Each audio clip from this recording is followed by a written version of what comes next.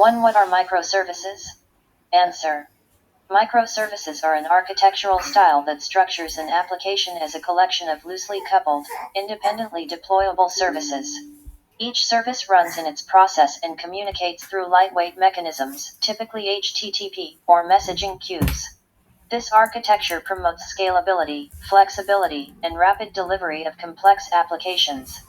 2. Can you explain the concept of domain-driven design, DDD, in microservices? Answer. Domain-driven design, DDD, is a design approach focused on the business domain, its logic, and how it interacts with various components of a system. In microservices, DDD helps in defining bounded contexts, which are clear boundaries within which a particular domain model is defined and applicable. This ensures that each microservice focuses on a specific business capability, reducing complexity and improving maintainability. 3. What is the API gateway pattern? Answer. An API gateway acts as a single entry point for all client interactions with microservices. It handles requests by routing them to the appropriate microservices, applying security policies, load balancing, caching, and sometimes even data aggregation. This pattern simplifies client interactions, provides a layer of abstraction, and enhances security. 4. Explain the circuit breaker pattern. Answer. The circuit breaker pattern is used to prevent a network or service failure from cascading through a system.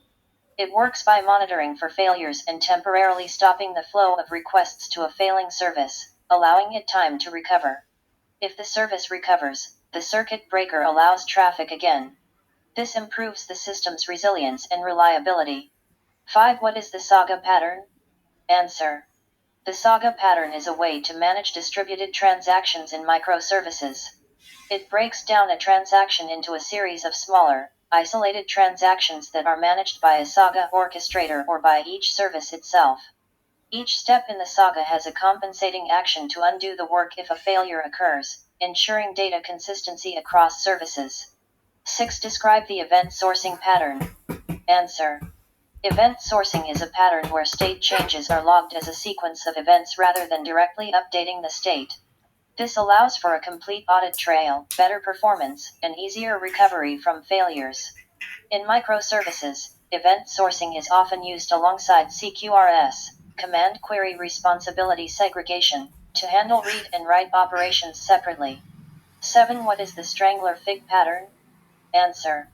The strangler fig pattern involves incrementally replacing a legacy system by building a new system around the edges of the old one.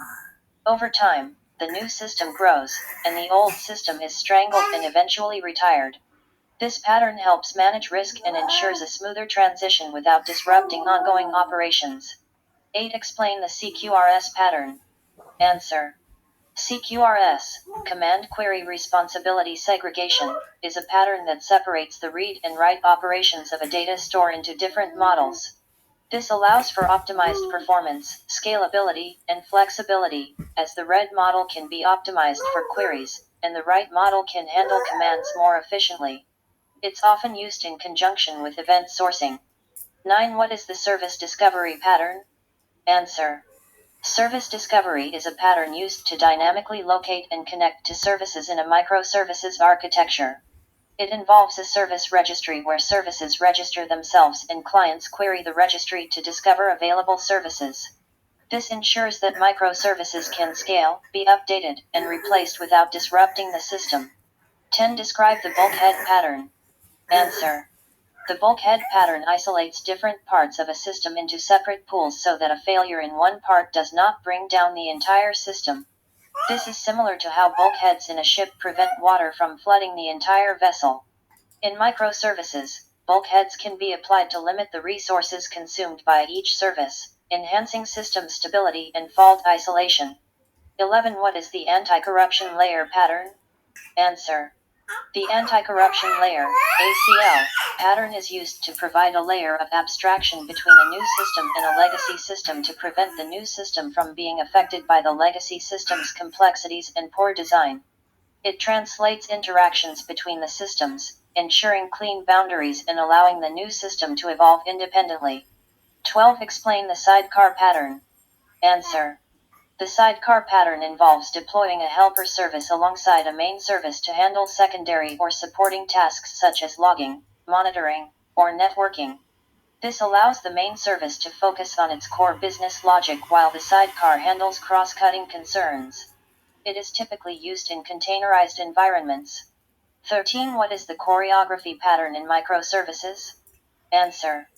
In the choreography pattern, microservices communicate and coordinate by emitting and listening to events without a central orchestrator. Each service knows what to do when it receives a specific event and can produce new events as needed.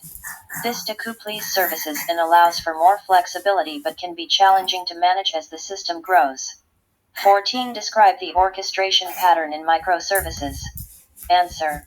The orchestration pattern involves a central service, orchestrator, that controls and coordinates the execution of a series of interactions between microservices to achieve a business goal. The orchestrator directs the workflow, invoking and managing the services required. This provides a clear, centralized control but can lead to tight coupling. 15. What is the database per service pattern? Answer. The database per service pattern involves giving each microservice its own database to ensure loose coupling and autonomy. This allows microservices to be independently developed, deployed, and scaled. However, it can lead to challenges with data consistency and transactions across services, often requiring patterns like Saga or CQRS to manage.